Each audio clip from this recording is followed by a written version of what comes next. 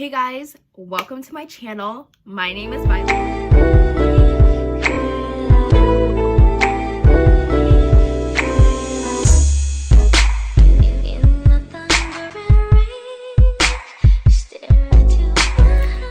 You guys are probably all new here, so make sure you guys like, comment, and subscribe. I am new to YouTube, so if the quality of this video isn't the best, bear in mind this is my first real video. I actually did make a video that was trash. Yeah, so as you guys can read by the title, today I am going to be reflecting on my junior year as well as give you guys some quality advice. So if you want to see how my junior year went, let's get right into the video. So the first thing that I'm going to be talking about is my mindsets. How did I walk into my junior year? What was my thought process? What was on my mind? And personally, I knew junior year was a very important year, and it was also going to be a very stressful year. So I try to just be as positive as I possibly can and just try to radiate that positive energy, because you know, no one wants to be walking into junior year negative. I hear a lot of people saying it's gonna be stress, I'm gonna be so tired, I'm gonna drown. School didn't even start yet. Be positive. Walk in there and say, I'm going to kill it and nothing is going to stop me. And that's on period. So yeah, I walked in there. I was like, yep, I'm going to kill it. And I did. And I'm proud to say that I got straight A's. That was so hard. I'm proud to say that I was able to really accomplish my goals and exceed them as well. Now we are going to be talking about the academics. Ooh. So I'm gonna say what people say about junior year is true, but if you manage your time wisely, you can get through it. You can get through it, okay? So junior year is probably going to be one of the most academically challenging years you experience throughout your high school career, or at least thus far. The AP classes, the honors, the college classes, you know, those are going to be stressful. There's going to be a lot of work. But I think in the long run, just picking classes that you genuinely love will definitely help you out. Like, for the most part, there wasn't really one class besides art that I was really dreading to be in. I loved all the classes that I took. I loved all the teachers. I'm surprised. But I would say this year went very, very well, and it was very, very manageable because I genuinely had a passion for each class. For example, I took AP Psych. That was very interesting to me. You know, some units were boring, but I was very, very interested in it. I thought it was a very enticing and a very stimulating class. I took AP US History. That was an amazing class as well. So it's just like, take classes that you know you will enjoy. I think also, along with the academics part, make sure you guys are organized. Have a planner. It doesn't have to be like a traditional planner. Even if it's in like Google Calendar or in your notes to like keep track of your homework, do that. But just make sure that you are organized and you are prioritizing, and recognize that your academics come first, but at the same time, you come first. Do that for me, please. Because your junior year is already stressful. Just do what makes you happy, whether that's going to a park and having a little picnic, or whether that's going to explore your local city. Whatever the case may be, just have fun. And also go to school events. Whether that's a football game, basketball game, a homecoming, a dance show, or a musical, or whatever, go. So my social life, like my freshman and sophomore year, because I live in New York City, so it's just so much to do no matter what borough you go to, except for Staten Island. Anyways, sorry.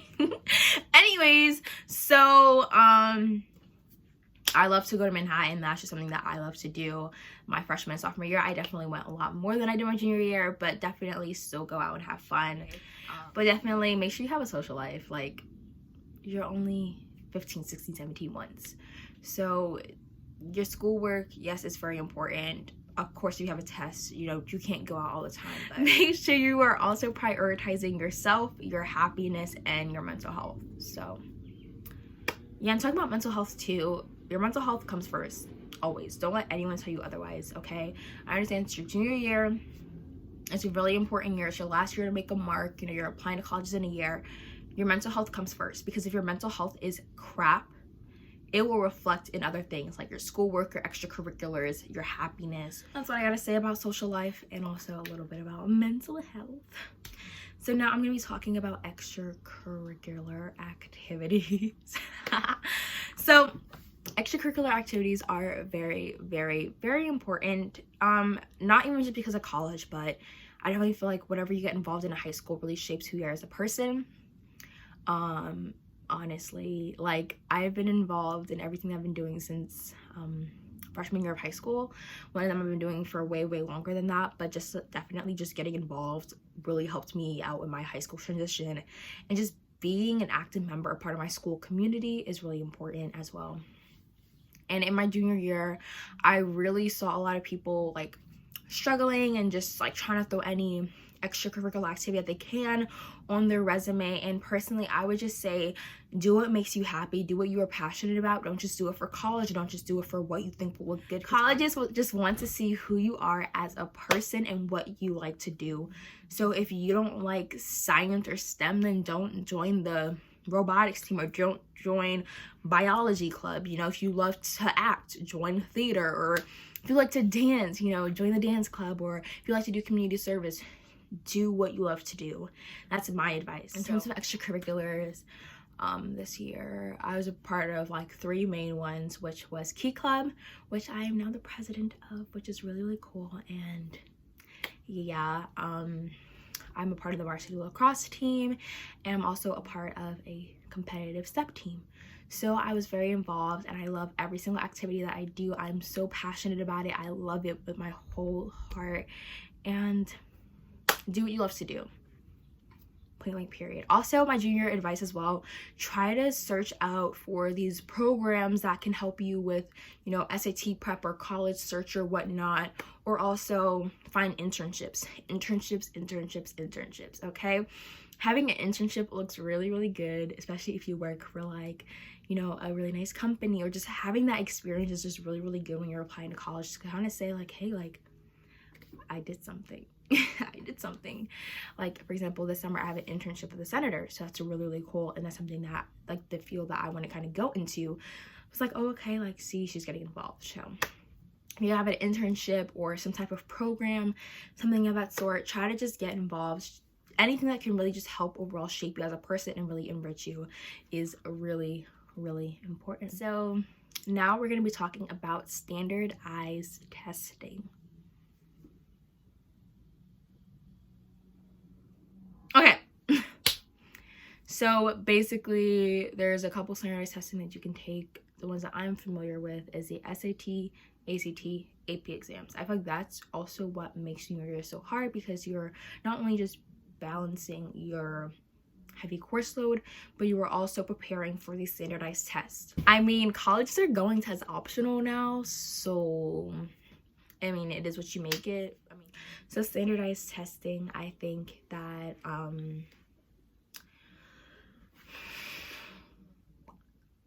it's important. I wish it wasn't, but it is. Even though colleges are going test optional for this admission cycle, I am still putting myself through hell and studying for it. Pray for me. Pray for a sister.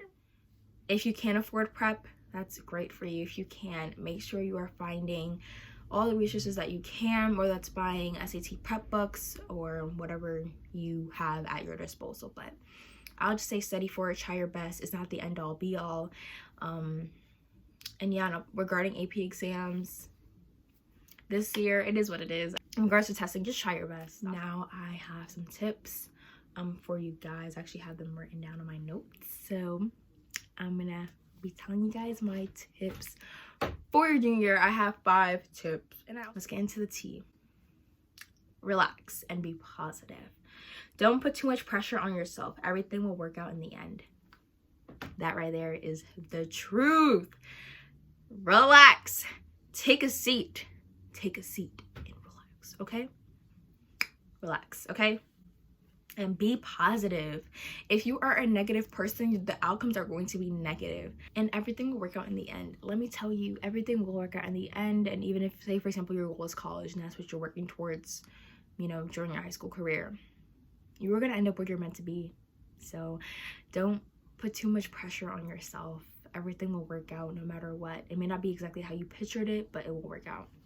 My next tip is to get outside your comfort zone and try new things. Have fun. Yeah, get outside your comfort zone. Talk to people that you never talked to before, people that you wouldn't have expected to talk to before.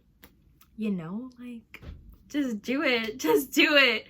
Like, I'm an introvert, so I definitely noticed that as the years go by, I started to kind of get outside my shell, and like, I at least try to find at least 1 or 2 friends in each class. I'm telling you right now, if you're an introvert or if you don't really like people, find at least 1 friend in each class, because I'm telling you, it's going to come in clutch. It's going to come in clutch when you need help with the homework, when you forgot to write what the homework was, you know, when you need someone to help you out, or when, you know, just having at least 1 friend.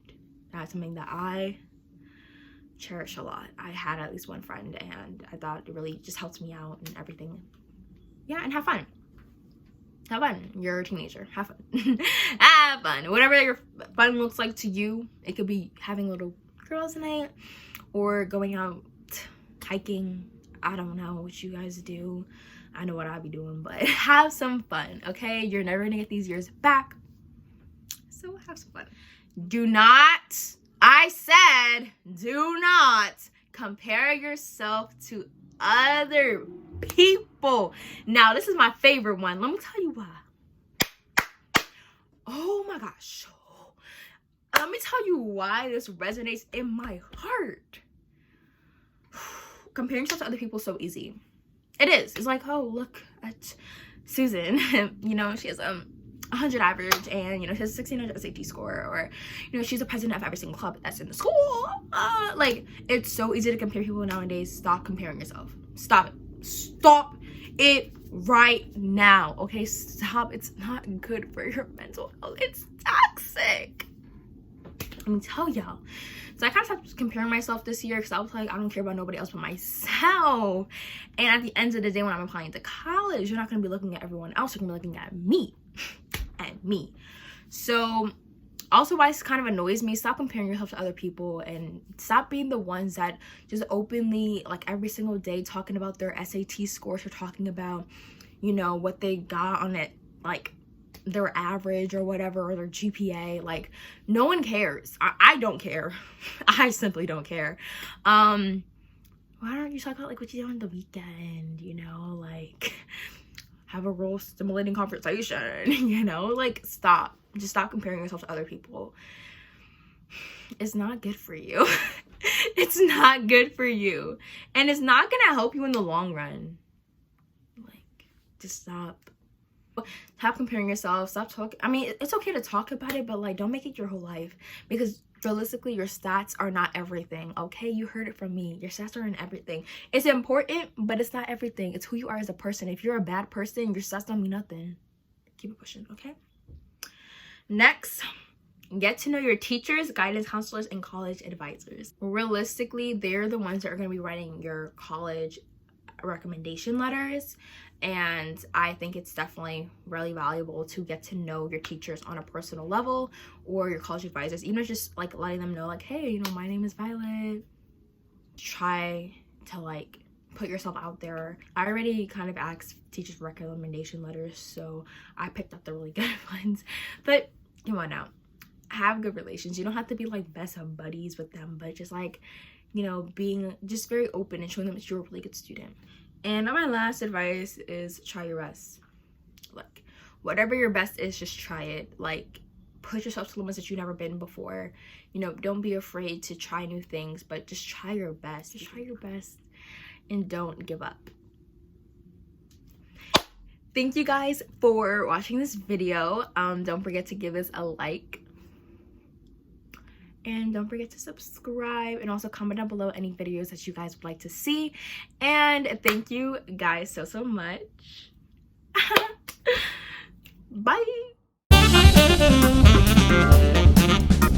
bye.